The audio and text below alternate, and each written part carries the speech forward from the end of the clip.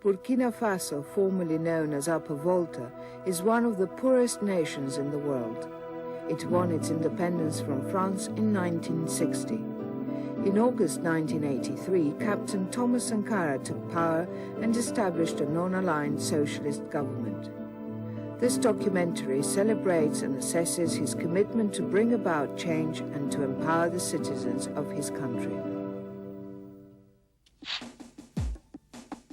Au pied de ce qui reste du pays des hommes dignes et libres, c'est arbre géant défie la nuit et effraie les vautours. Rapace du pays maussi, je ne dirai jamais ton nom. N'oublie rien en chemin, le soleil ne se couche jamais, c'est l'homme qui s'éloigne de la lumière. C'est définir, c'est bien la chose la plus difficile. D'abord parce que l'on n'est jamais assuré de s'être cerné tel que l'on est. Je crois qu'il y a 3 façons d'être. Telle que les autres vous perçoivent, telle que l'on se perçoit, et la vérité qui est entre ces 2 visions d'un même individu. C'est dont je suis sûr, me concernant, c'est que je suis un paquet de projets, de convictions, de foi en un avenir qui parfois requiert plus que de l'audace, du nihilisme. Pour le reste, l'histoire me jugera et me définira. Thomas Sankara. Le 21 décembre 1949, à Yako, lendemain le 22, il a téléphoné à son oncle Abel pour lui dire que nous avons eu un capitaine dans notre foyer. C'est-à-dire le 3e enfant. Après ça, les autres continuaient à appeler capitaine, capitaine, mon capitaine. En 1960, quand on prépare la dépendance, il a vu dans un papier et journal qu'on a marqué le drapeau de Votéique à ce moment-là. Il a regroupé ses frères, ses amis, il y avait des petits Européens aussi. Il a fait monter le drapeau français pour pouvoir descendre ça après monter le drapeau Votéique. Alors, il y a un petit Européen, c'était son collègue d'école, qui n'était pas content pourquoi on descend le drapeau français et puis monter celui de Votéique. Là, il y a eu le bagarre. Nous avons fait l'école primaire ensemble dans la ville de Gawa. Et des jeux d'enfants ensemble, et même nous avons servi la messe ensemble. Lorsque nous organisions nos jeux, très rapidement, il s'imposait comme le chef de groupe, très respecté. Il avait d'excellentes idées. Nous nous sommes rencontrés à Ouagadougou en 1977. Je venais de terminer mes études à Dakar. Je devais aller poursuivre en France.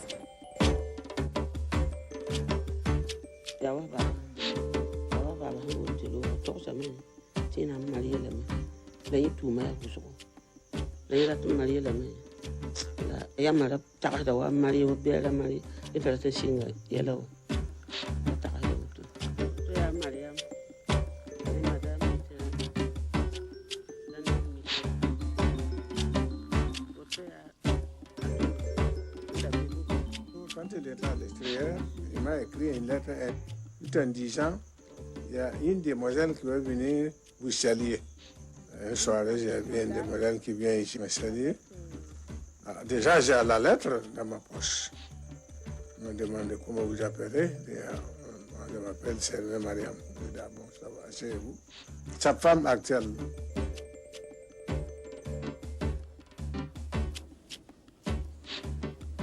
Mais ce qui m'a frappé en lui, c'était sa simplicité. Il était très simple, il était intelligent et puis très sensible. Nous sommes allés à 79. Il était lieutenant à Pau.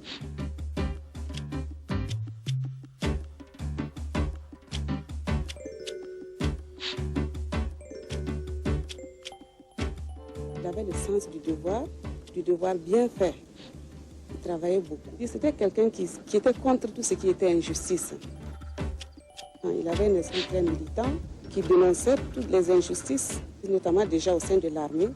Il discutait beaucoup, par exemple, avec des syndicalistes, les étudiants qui étaient militants. Et tous les mouvements de lutte l'intéressaient. C'était quelqu'un qui était intègre.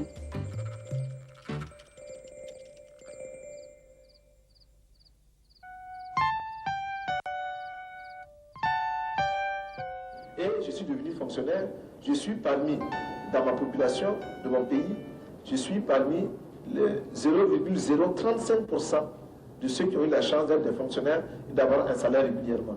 Est-ce que vous pensez que c'est normal que des gens comme moi soient régulièrement payés et que le reste de la population, des millions et des millions de personnes, soient dans la misère continue?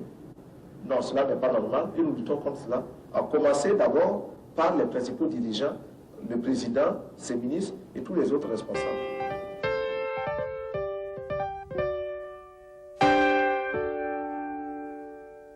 Le peuple aime la liberté.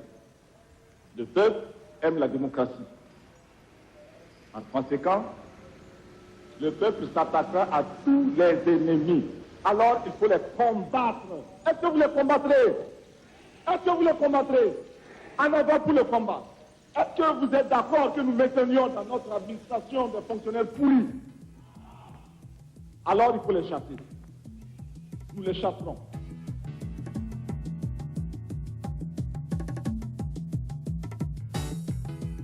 En octobre 1979, je continue d'entretenir mes relations avec Thomas Sankara, qui était à l'époque le commandant du CNEC, le Centre national d'entraînement commando, à Pau. Lors de ces visites, des séances de travail où nous étions d'échanger des points de vue quant à l'avenir de la Haute-Volta. Et les coups d'État se succèdent. Yameogo, Lamizana, Seyezerbo. La politique s'éprend de sortir Thomas Sankara de son armée. Thomas Sankara a été invité, car ça a été un ordre, à prendre place dans le gouvernement du CMRPN. Il a refusé et a demandé qu'on lui confie une fonction militaire, fonction pour laquelle il était préparé. On lui a fait comprendre que c'était un ordre. Après de longues discussions, il a fini par céder. L'inspiration de l'artiste doit traduire la culture. En avril 1982, Thomas Sankara démissionne en prononçant cette phrase « Malheur à ceux qui bâillonnent le peuple ». Malheur à ceux qui bâillonnent le peuple. Ce qui était un avertissement pour le pouvoir. Malheur à ceux qui bâillonnent leur peuple. Et je te dirai mes errances avec un crayon donné, une feuille de papier prêtée. Je te dirai le peu de ma grande question. Que la mémoire soit notre anneau de fer. N'oublie rien en chemin. Très peu sont les pays qui ont été comme le mien, inondés d'aides de toutes sortes. Cette aide est, en principe, censée œuvrer au développement. On cherchera en vain, dans ce qui fut autrefois la Haute-Volta, les signes de ce qui peut relever d'un développement. Les hommes en place, soit par naïveté, soit par égoïsme de classe, n'ont pas pu ou n'ont pas voulu maîtriser cet afflux extérieur, en saisir la portée et exprimer des exigences dans l'intérêt de notre peuple. Le soleil ne se couche jamais. C'est l'homme qui s'éloigne de la lumière.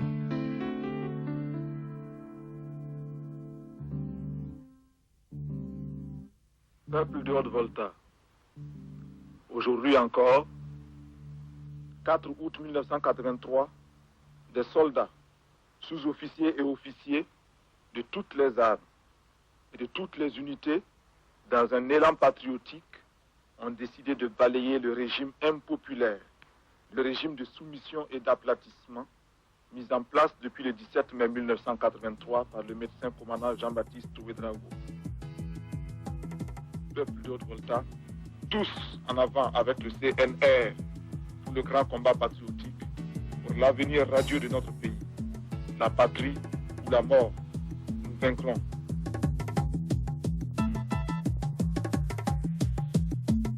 Notre révolution signifie également donner à boire au peuple.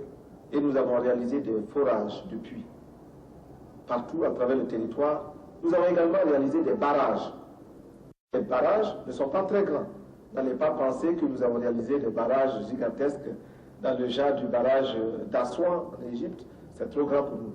Mais c'est des tout petits barrages que les populations ont réussi à construire elles-mêmes, souvent en chargeant sur la tête les blocs de pierre, parce que nous n'avons pas de brouette, nous n'avons pas de camion pour le faire. Et nous avons dû creuser à la main parce que nous n'avons pas de bulldozer, nous n'avons pas les machines, les caterpillars. Le sacrifice. Et ce sacrifice commence d'abord par les dirigeants eux-mêmes. Dans notre pays, il est interdit aux ministres de voyager par avion dans les classes premières. Ils doivent voyager en classe économique. Nous avons supprimé les voitures de luxe et nous avons pris de toutes petites voitures pour nos ministres, lesquelles voitures sont économiques et permettent au peuple de récupérer les sommes ainsi économisées pour faire des dispensaires pour aider d'autres populations. L'analphabétisme. Nous sommes en train de construire de plus en plus d'écoles. Pour vous donner un ordre d'idée, de 1960 à 1983, c'est-à-dire depuis la date où la France, qui nous avait colonisés, a permis à notre pays d'accéder à l'indépendance jusqu'au début de la Révolution, nous avons pu mettre à l'école environ 12% des enfants. For children, written on the material of the dress. It's the calendar of vaccinations for young children, including polio, DPT, I'm not sure the other one.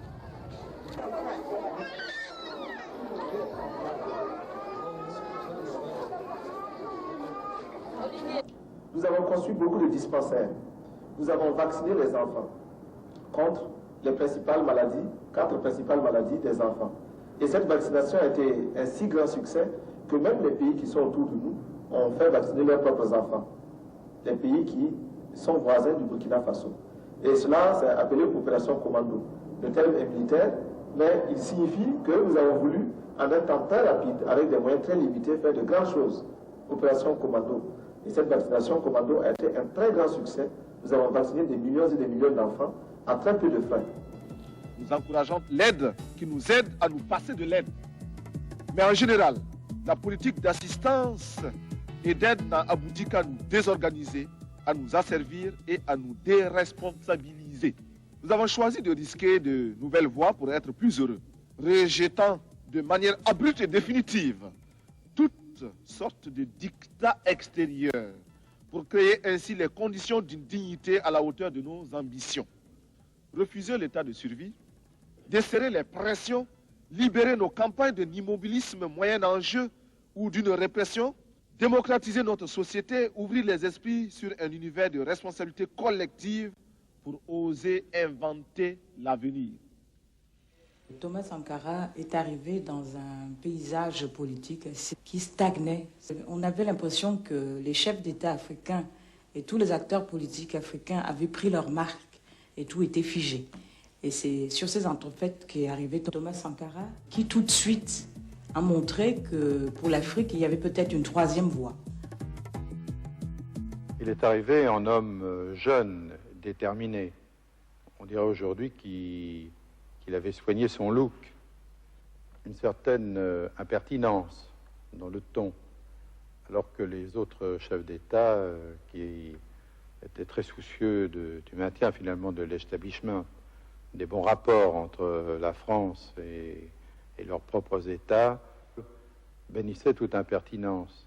Sankara est arrivé à une époque où l'Afrique était confrontée à toutes sortes de cataclysmes économiques, cataclysmes naturels. Et ce qui a été formidable avec lui, c'est qu'il a montré que la misère, c'est pas une normalité africaine, que l'Afrique n'était pas condamnée à la misère. Et ça, il a montré en posant des actes simples et concrets, en s'attaquant à la déforestation du Burkina, à l'avancée de la sécheresse, en s'attaquant aux problèmes alimentaires.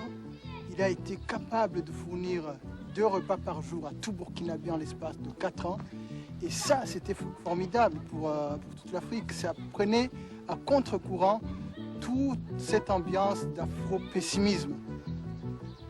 Ce qui était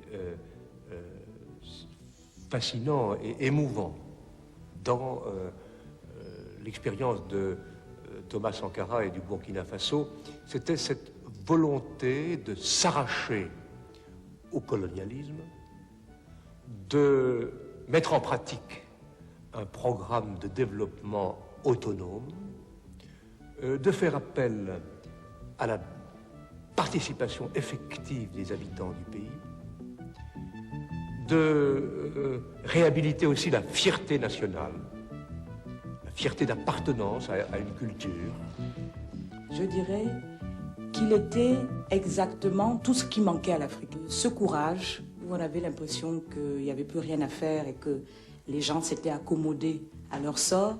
Il représentait aussi une jeunesse tout à fait pleine d'espoir par rapport aux vieux dinosaures qui hantent toujours le paysage politique africain. Et troisièmement, il apportait la dimension morale qui nous manquait, c'est-à-dire que l'image qu'on avait des dirigeants africains était celle de personnes corrompues et dont il n'y avait rien à tirer. Puis il est arrivé, il a montré à tous qu'on pouvait être fier, digne, se mettre au service d'une nation sans se remplir les poches. Le territoire libre d'Afrique, dénommé Haute-Volta, s'appelle désormais le Burkina Faso. Article 2. La Haute-Volta. Le Burkina est un État démocratique. Ce nom Haute-Volta, Haute-Volta en anglais, a été légué par la colonisation. Mais afin de retrouver notre identité culturelle, nous l'avons rebaptisé Burkina Faso, c'est-à-dire la patrie des hommes libres et dignes. Les habitants du Burkina s'appellent les Burkinabés. La devise est « La patrie ou la mort, nous vaincrons ». Ouagadougou, le 2 août 1984, capitaine Thomas Sankara.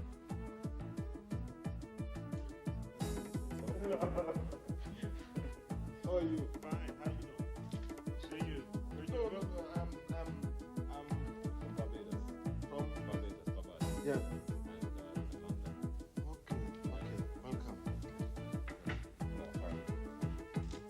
How are you? South Africa. From Gambia.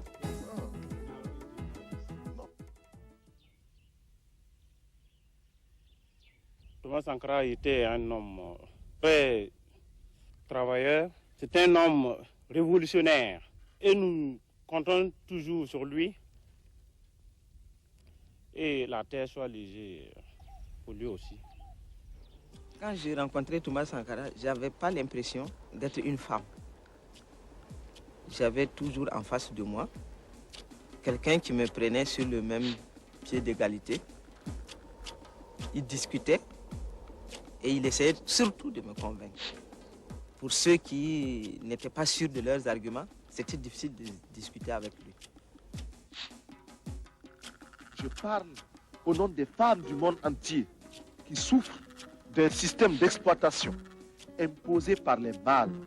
Je parle au nom des mères de nos pays démunis qui voient mourir leurs enfants de paludisme ou de diarrhée, ignorant qu'il existe pour les sauver des moyens simples que la science des multinationales ne leur offre pas.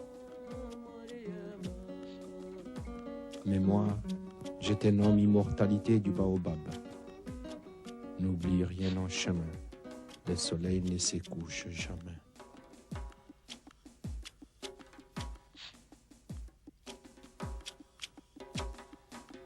Nous avons honte quand nous entendons parler d'Africains qui achètent des châteaux en Europe ou qui déposent des gros comptes dans les banques en Suisse et ailleurs. C'est une honte. Pendant ce temps, beaucoup d'Africains sont là misérables. Donc, nous ne pouvons pas permettre cela. C'est pourquoi notre révolution, c'est aussi la lutte contre la corruption. Et cette lutte contre la corruption, nous sommes impitoyables là-dessus. Nous faisons des procès publics qui dénoncent les voleurs, qui dénoncent tous ceux qui ont détourné de l'argent, les biens publics, et nous les sanctionnons très sévèrement.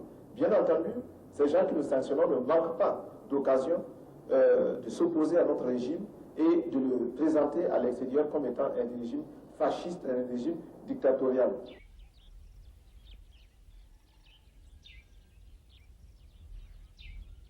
Je ne parle pas seulement au nom du Burkina Faso, tant aimé, mais également au nom de tous ceux qui ont mal quelque part. Je parle au nom de ces millions d'êtres qui sont dans les ghettos parce qu'ils ont la peau noire ou qu'ils sont de cultures différentes et qui bénéficient d'un statut à peine supérieur à celui d'un animal. Des soudards égorgent la liberté. Pour d'ébène en bandoulière, la Kalachnikov fratricide portée en galon des capitaines, la gloriole de leur crime appelle le crachat 15 fois. Le 15e jour de tous les 10e mois, n'oublie rien en chant. Des militaires pourris. Alors il faut les chasser. Nous les chassons. Cela va nous coûter la vie peut-être. Mais nous sommes là pour prendre les risques. Nous sommes là pour oser. Et vous êtes là pour continuer la lutte, coûte que coûte.